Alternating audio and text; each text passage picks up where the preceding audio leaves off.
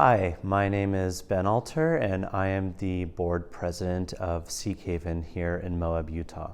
I have been in Moab for just over 2 years now, and my experience in Moab has been pretty similar to other folks, and it's definitely led me to Seekhaven because of that. When I first moved here, my landlord asked me if I needed a job in town, and I said yes. And a few hours later, he told me to get in his truck, and we went over, and he walked me right into a restaurant through the back, through the kitchen, and had the owners, who were his friends, sit down and interview me right there on the spot. The only reason I tell that story is because Moab is a small community. You know, we've got a ton of land, we got a ton of space, and we got a ton of visitors, but the Moab community itself is pretty small, pretty insular.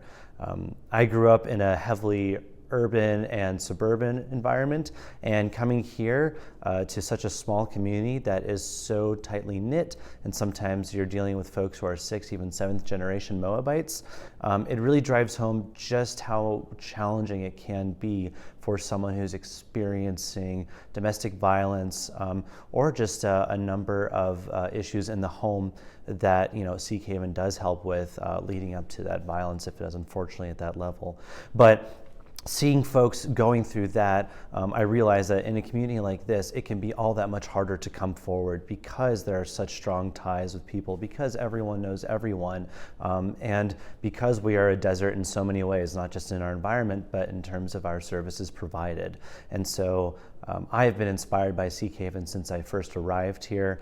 Their relationship with the community, their spot within the community is embedded. Everyone knows Seekhaven, and out here, there's not a lot of room for politics, and when it comes to our relationship with our partners, meaning our nonprofit partners, our government stakeholders, and especially our law enforcement partners, I couldn't be more impressed with how folks work well together, despite their differing missions to make sure that victims are supported.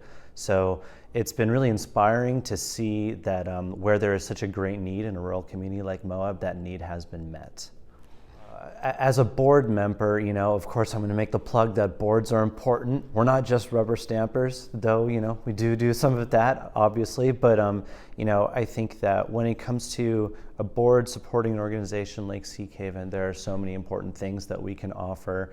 As board president, I like to think that my primary duty is to be our executive director's therapist, because let's be real, the work that you folks who are working on the ground with victims, with folks who are going through continuous and cyclical victimization, who are experiencing those systems, it's traumatic for you.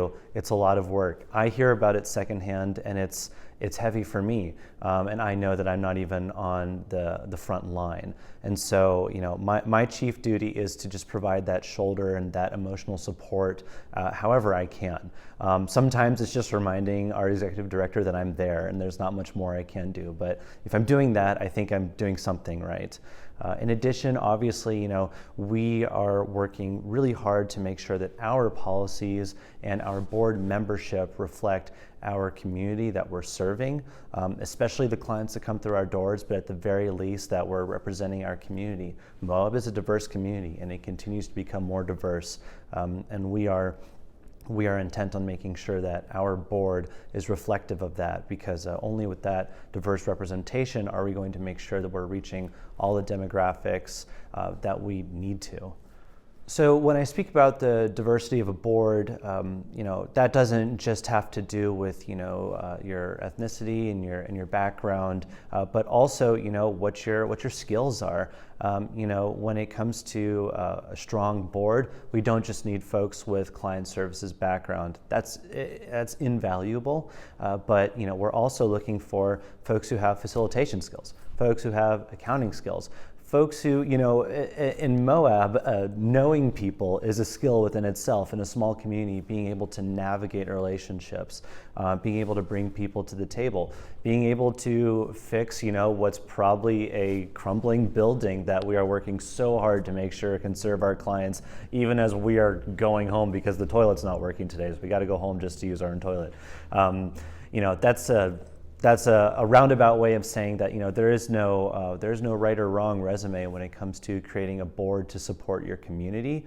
And what's most important is that folks are open to stepping up and stepping in where they can learn something new, where they can volunteer their time.